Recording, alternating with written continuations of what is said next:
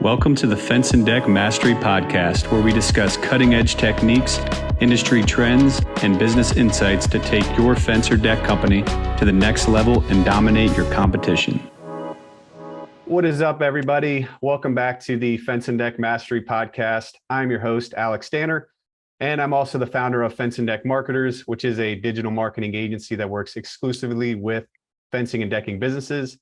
If you listen to my shows before, you've seen I've been bringing on a lot of industry experts, and today I'll be doing the same thing. Today I have Chris Breen from Legacy Decks and Legacy Decks Academy. Chris, how's it going, man? How you doing? Hey, doing fantastic, man. I appreciate you having me on for sure. This is great. Yeah, absolutely. It was kind of I guess a short notice. We didn't meet too long ago. What was it? Maybe a week or two? Probably 2 weeks ago.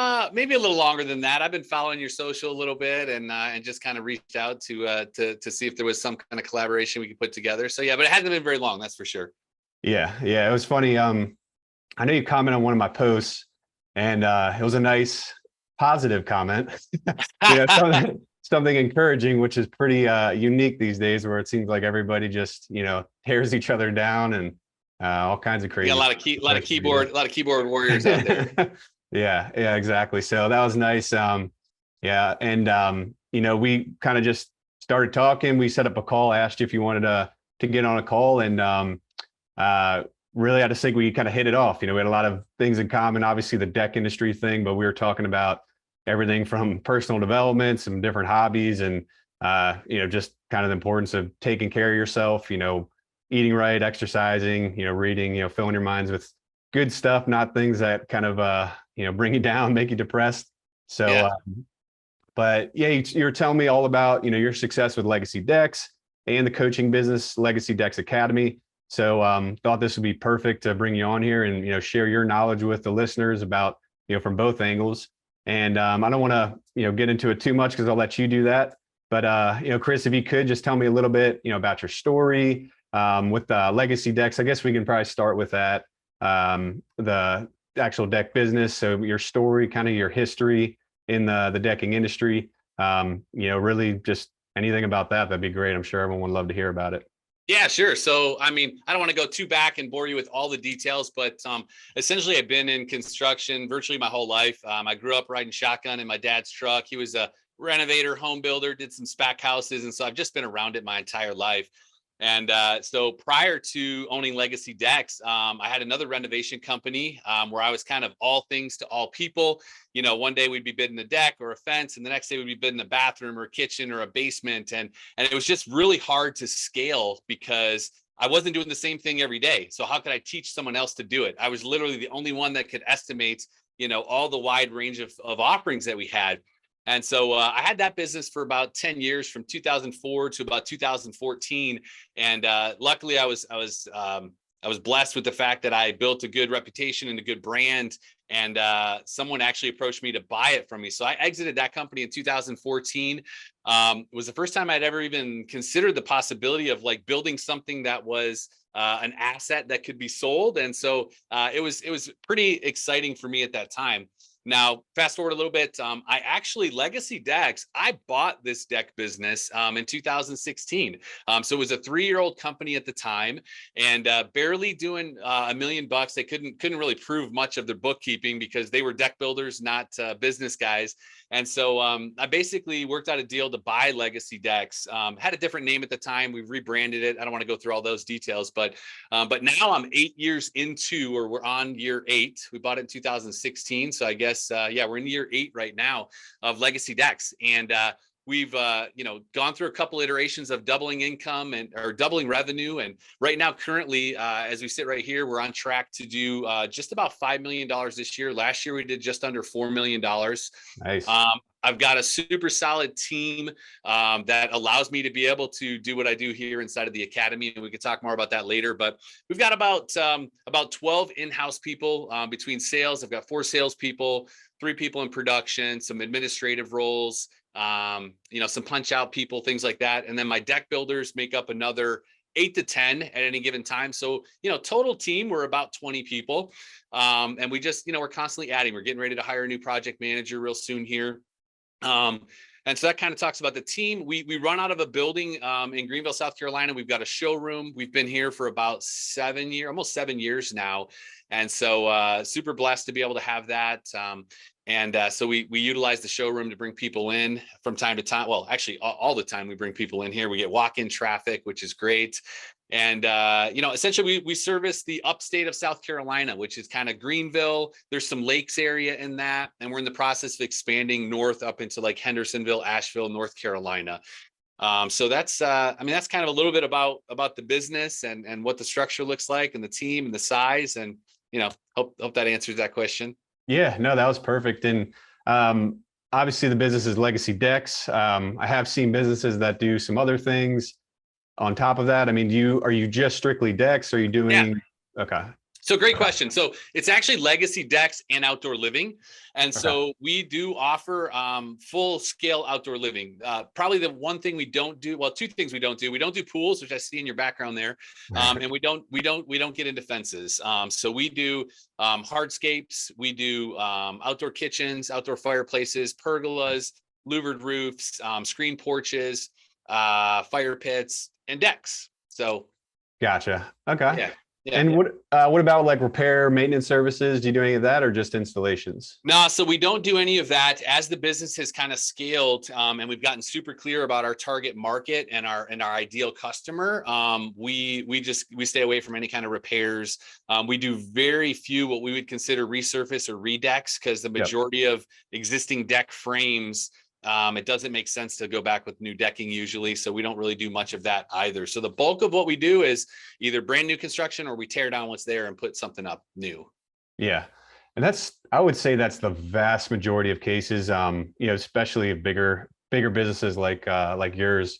Most people kind of shy away from the repair side, but I will say it was interesting. And I think you know these guys, but Louie and Leif from Cascade Fence. Cascade, yep. Yeah, they were on here too, and they used to not do repairs, and then they went back to it, and they saw they were getting business that way. I guess kind of like planting the seed, doing the repair. But they're, for the most part, they're the only ones I've really seen kind of go backwards. But they're obviously doing really well, so it's kind of interesting, I guess. Yeah, there's a scenario there where I've got some friends in the roofing industry, and they actually get a lot of new business from having that service piece. So there's a scenario where in scaling a business like Cascade, right, that you get to a point where it's like, okay, we've got the main bread and butter down, the new construction side. Let's maybe dabble in this division of repairs, and ultimately a lot of repairs could nurture into a long-term customer. Maybe it's a year down the road, 2 years down the road, but totally makes sense. And I could see that as something that in the future, as we get our foundation even more solid, we could possibly get into that as well. Yeah, no, that's interesting because, and you mentioned roofing because my legacy agency, the one, now it's all fence and deck marketers, but I've been doing this for a decade now, and I've worked with any kind of, pretty much every business you could think of for marketing, and roofing was a big one that we used to work with. And I think they wanted to say like 30% of the jobs, something like that. I guess you got to be a good salesman, of course, but 30% of the repair jobs they were able to turn into replacements. So I guess depending on the strengths of your team, maybe that's something to look into. Also the customer you're dealing with and the area you're in, that kind of thing, I guess, would play into it as well. Yeah, for sure. Okay.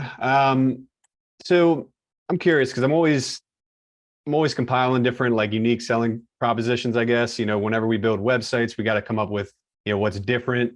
And this would probably play into, some of your clients at the academy too, but is there anything that you guys really stress, unique sales propositions, when you're trying to seal the deal and, close that job, even if you're a little bit more? I'm not sure on your pricing, but even if you are a little bit over the other guys, anything that really helps, sway people towards you? Yeah. So, when I think about unique selling proposition, the thing that comes to mind for me in my language, what we work on with our business and our academy members is what we call brand promises. And so for us at Legacy Decks, our brand promise is kind of our USP, our unique selling proposition, which is essentially we have a proven process that's going to ensure a unparalleled buying experience. So like the first brand promise is we have a proven process that's going to guarantee a great experience for you. The second piece inside of that is our product is going to exceed your expectations. So we survey all of our customers when we complete the projects, and the majority of them, that's one of the biggest things that kind of stands out, is that like they got way more than what they thought they were going to get. So, and then the third one, which is one that we've kind of shaken out over time, is that essentially at the simplest form, we make it right. Right. We have a lifetime craftsmanship warranty. Nice. So we used to have a 1-year warranty. And the reality is like I would have customers that would call me back 5, 6, 7, 8 years later and had something come up on their deck, and we just take care of it. Right. Yeah. Now, obviously, if it was like a blatant manufacturer defect, the deck faded or the railing deteriorated, like I'm going to go back to manufacturer. But if it's like, hey, you know, the stair treads lifted a little bit or the handrails loosened up, like I'm not going to charge somebody to go back. It's just good PR. Right. So as far as like a brand promise for us is like, we're going to make it right. Like you're hiring us because we're just going to make it right. Because, for me, it's more important how you handle things when things don't go right and how you handle things when they're going really, really well. Right. I mean, I've got a prime example. Like it's not always rainbows and unicorns in my world. We had a guy quit on us literally this week, and the production team, he was in the middle of a deck project. The production team had to scramble and like, hey, what are we going to do? We were on a timeline on this particular project. And so those are the rare instances where I have to get involved in the business from time to time. And I didn't have to in this case, but we got on the phone with the homeowner and just told them what was going on. And we were able to pull a crew from one job, bring them over to this job. We actually architected it. We called the one homeowner and said, hey, we know your project is a several month long project. We're waiting on some parts and things. Would you be okay if we did this to help this other customer? They were completely fine with it. And we called the other customer and said, hey, listen. And I told them basically what I told you. You hired us because of how we're going to handle things when they don't go well, right? We're going to be here for years to come, and we're going to make sure this goes super smooth for you. And so that customer loved the transparency, was okay with the fact that, the guy that started the deck wasn't going to finish the deck. But for us, that's part of our USP is like, these are the promises we make. We're going to make it right. You're going to have a great experience. And in the end, we're going to exceed your expectations. So. Yeah. And I love what you talked about the existing customers, because I think, we both were talking about, reading different things and different books and whatnot. And a couple of them kind of mentioned the same precedent that like a lot of business owners don't take good enough care of their existing clients, but they'll spend a fortune to get new clients. Yeah. I love that. I love that. And it's, it's definitely true. It happens all the time. And like, look at any corporation for the most part, very few are taken care of. You look at the cable companies or Verizon or whatever, it's just absolutely awful. Google too. and to that note, like I even shared this with the gentleman that quit on us. I was talking to him about like reputation, and I share this from time to time, but like it's hard to get a really good reputation, and sometimes it's expensive to keep it, right? And what I mean by that is you may have to pay someone more to go do something because things went wrong, and you're not going to make the same margin or profit that you planned on. But like my reputation is more important to me long term than the profit on one particular job, right? So it's hard to get it, and sometimes it's expensive to keep it. Yeah, especially if they start leaving bad reviews and absolutely, yeah. Yeah, I was telling, I heard a crazy story the other day that it was a Dell computer. They said, because I don't even know if they're in business or not, but they used to be huge, 20 years ago. And they had this big blog guy, back in I think it was about 20 years ago or 15, 20, whatever. But blogs back then, if you were like a lead blogger, you like own the internet.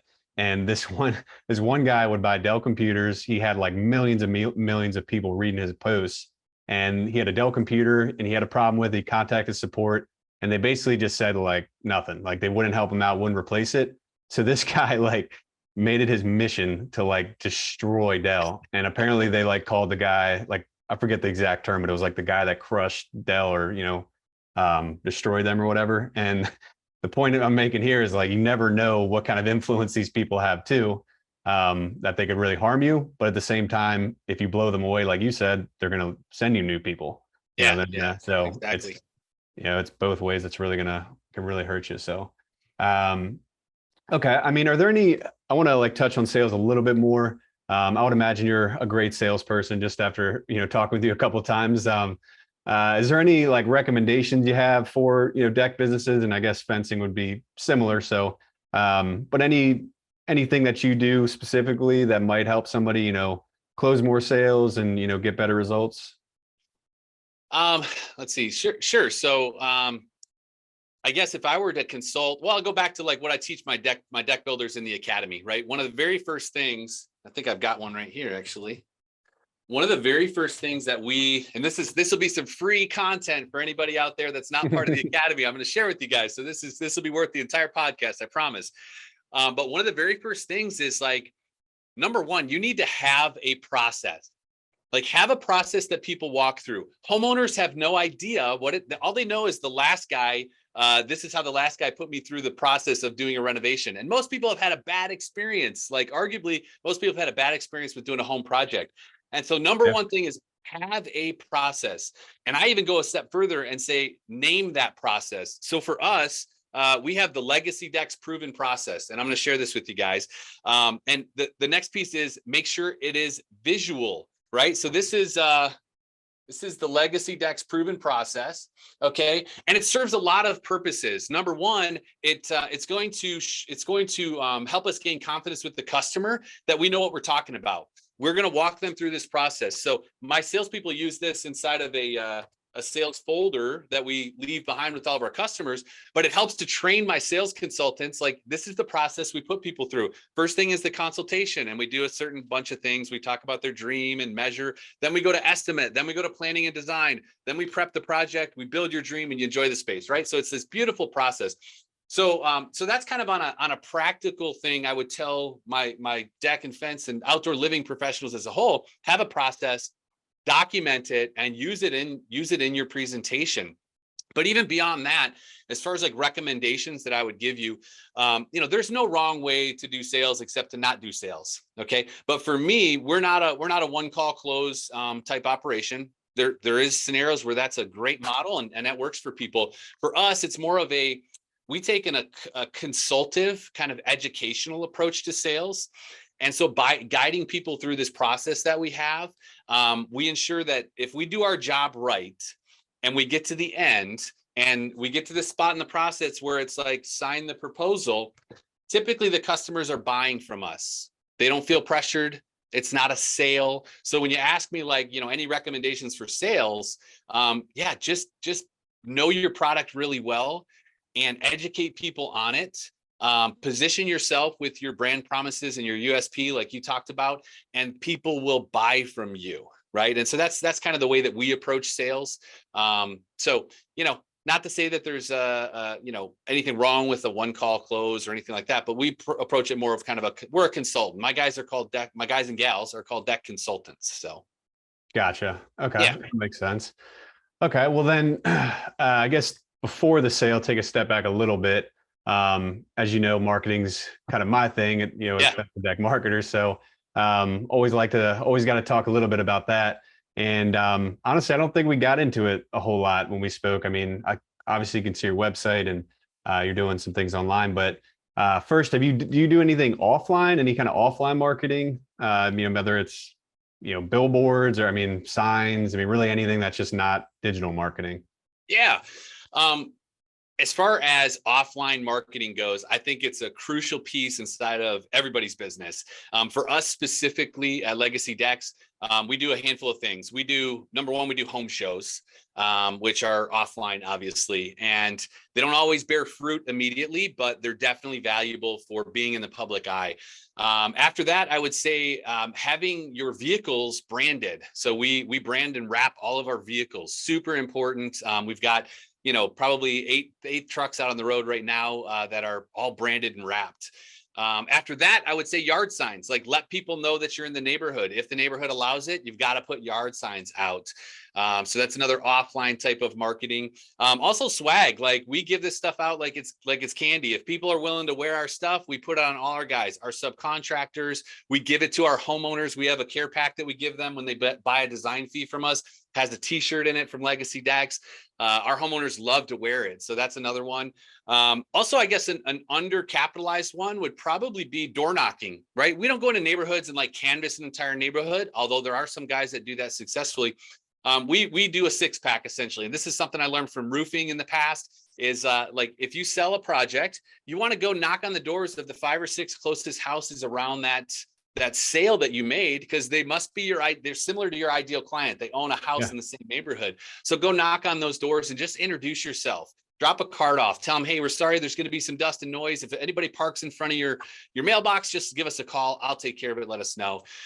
So that would be it. And I guess the last one that I can think of would probably be our showroom, right? And it's not always the next move that makes sense for most people, but for us, we're in a high traffic area. So I literally had a customer, yesterday walked in off the street and signed up and scheduled an appointment with one of my consultants. I was walking through the showroom and I was like, where'd they come from? Oh, they just drove in. So those are some super helpful, I think, offline marketing strategies that we utilize. So anything I missed or that you can think of that you've heard from other guys? I'd love to hear your perspective. Well, yeah, I mean, you touched on most of them. Actually, I had a couple questions. So one thing I was curious, have you ever tried, and I don't even know if this is offline, maybe it's technically not, but radio ads? Have you ever done anything like that? No, we haven't done any radio, although it's been a hot topic with my marketing department. And when I say marketing department, my wife runs our marketing department, but she has not released the reins on us to do any radio ads yet. Right now, our marketing strategy is working, so I guess we don't need it, but we're really trying to just increase our overall brand awareness in our market. And I feel like radio, TV, billboards, things like that, they do that, and we don't do any of that right now. We were on the news yesterday, which was great. It was an unpaid. Oh, we good. didn't pay for it, but the news came in and did an interview with us, so that was super exciting. Nice. Was it from? I don't know if you guys are getting storms down there. Or was it just because they wanted to, or was it? So it's Deck Safety Month in May, which is a promotion that NADRA started, the North American Deck and Railing Association, which we're a part of. And so because of that, we've got a relationship with a news gal over there that runs a show called Access Carolina, which is a community lifestyle type channel. And so they just get around the area, the community, and showcase things that are going on. She went from filming us about Deck Safety Month at Legacy Decks over to the local Western line dancing classes or whatever. So just different things like that. Gotcha. And yeah, you touched on the association. So I know you're part of NADRA, so am I. How has that, impacted the business? I mean, I don't think I learned when you joined, but I would be curious to see, maybe not. Well, I'm sure you get all kinds of value from it, but anything I guess that stands out or something you really got out of joining NADRA? I mean, yeah, there's a lot of stuff. The educational piece that they offer. I myself, probably 2017, so quite a few years ago, went through their deck inspection certification class, and so became certified to inspect decks. And so that's been hugely helpful and beneficial for myself, but also to train my team. Some of my team have gone through that same process. So they're able to go out and talk intelligently on job sites with homeowners about why their deck is beyond its usable existence and needs to be replaced. So that's been super helpful. But also the collaboration and the camaraderie that comes with it. Every year they do an award ceremony where they recognize people for, they showcase the products that they do, but also gives all of us the opportunity to be in the same room. And so I commonly tell my community, it's like, none of us is as smart as all of us. Yep. And so as much as I think I may know about this, man, you put me into a room with even just a handful of other deck builders, and we're going to come out more intelligent. And so NADRA really is the catalyst to creating that community, that container that we can all step into, if not, a couple times a year, even more than that. They just had a skeet shooting thing, I think, down in Atlanta. I couldn't make that event, but they had 78 people there. That's amazing to be able to pull together. So between Deck Expo, International Builders Show, the quarterly events that they do, the annual awards, they're really just offering a huge value to the community. So it's a no-brainer, and they charge a ridiculously low membership fee, which I feel like they should increase, but I'm not going to complain. But yeah, it's and not to mention, like, they bring in all the manufacturers and the distributors and the inspectors, and it just it's a super valuable room to be in. I highly recommend coming to the annual awards, which are right now, currently they run them in January in Clearwater. And that's a hugely valuable room because there's not a lot of trade show type stuff going on. It's strictly education and celebration, right? So there's no pressure to like get around all the booths or anything like that. It's a top-notch show. So Yeah. Yeah. And that's a great point. Like you said, everyone, if you have other people like-minded, you got to join. I mean, us personally, not just Nadra, but I mean, masterminds are part of all kinds of groups to learn from others because there's just always something, there's always something you can get from somebody. And if you are a deck builder listening, definitely would highly recommend you join Nadra. Like Chris was saying, it's not expensive at all. Now I don't know, maybe they hear enough people saying it's cheap and they might raise it, but that just means you got to get in earlier, I guess. Yeah. You can get in sooner. Yeah. What about, I was curious, so like BNI, have you ever joined that for your business at any point, or Chamber of Commerce, anything like that? So, I'm 46 years old. So I've been an entrepreneur since I was 18 really. So I have been in some BNI groups, not with my current business.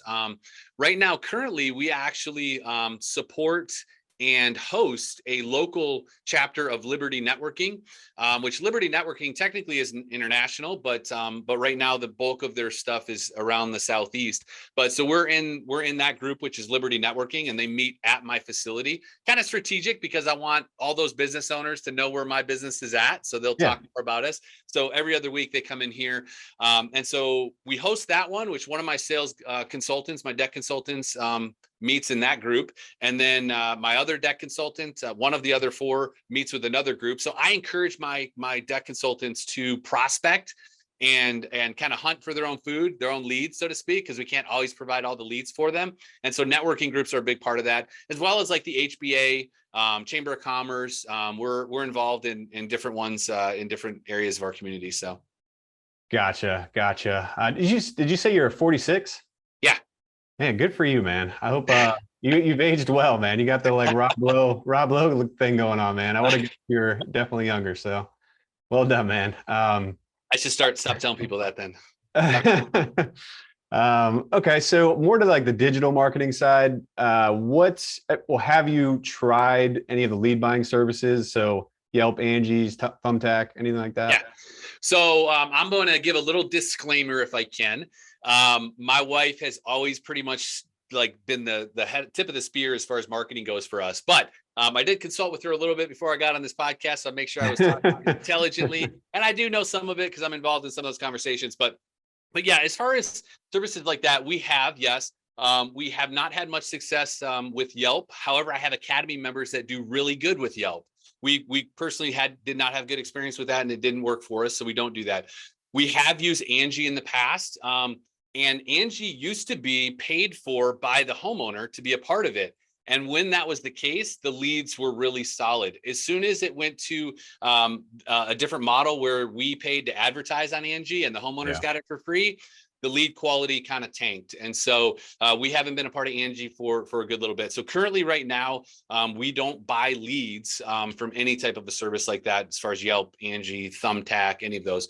But again, sometimes something works really good in one market and doesn't work good in other markets. And that's been totally my experience now that we work with we've got dozens of deck builders around the country right now that work with us. And some people do really well on some of these Angies and Yelp. And so you've got to test it and see if it works and give it a long enough, I guess, a big enough case study to determine if it works. But for us right now, no, we're not. Yeah. And you definitely got to be on top of it and have a system for those types of leads too, because they do sell them, like you were saying, they change the model, so they sell them to other people. So it's a little bit tough. I talk to deck and fence builders every day. I mean, usually multiple, but I usually hear something, some kind of complaint with that, just because you're kind of a commodity at that point is what's kind of unfortunate, because if 5 people get the same lead, then you're basically, they don't see any difference between them, if 5 different people call them, I guess, because they didn't see their website or anything like that. But I think I know the answer to this, but are you doing SEO at all at the business? Yeah. So we're active inside of SVO and inside of SEO. We invest quite a bit inside of getting into different directories and just linking up to different places. As much as I understand that game, but our main driving lead source is organic, and I attribute a ton of that to our SEO and how aggressive we are with that. Yeah. How many reviews do you have? I didn't even check it. That's kind of embarrassing. Oh man, you're gonna hit me with that, huh? I don't know the less than I would like to have probably. So maybe you can look it up quicker than I, but I would say probably less than 100. But we have made it a priority recently to try to up that. Let's maybe hopefully That's not too bad though. I mean, I think it's the 78. 78. Yeah. Yeah. So we've just recently implemented part of our CRM that we have. Our customer relationship manager has got an automation to where we send out a email sequence to people that after we complete projects. So it's kind of a couple phased approach. We do a closeout meeting with our homeowners, with our salesperson and our project manager and the homeowner. And at that point, we ask for a review. And we give them a link to be able to do that. If they're not comfortable doing it right in that moment, then we also send an email sequence out. But it's kind of interesting how we do it, because I don't necessarily want to send everybody directly to Google. If somebody didn't have a great experience, I want to be able to deal with that before they go to Google. And so the way that our survey process works is the first email they get is our internal survey saying, hey, would you rate us 1, 2, 3, 4, or 5 smiley faces? If they rate us anything under 4 smiley faces, it automatically goes to a different email sequence where we reach out to them directly and talk to them about like, hey, what could we have done better before we send them to Google? If it's a 4 or 5 smiley face, then they automatically get sent right to Google. Now, everybody's not going to do that right off the bat. And so we send a follow-up sequence of emails over a 10-day period to try to get them to do that review for us. So we know as a company, though, we could be way better at that. And being that I'm coaching people on it, I know that I need to be elite at it, and we're just not currently elite.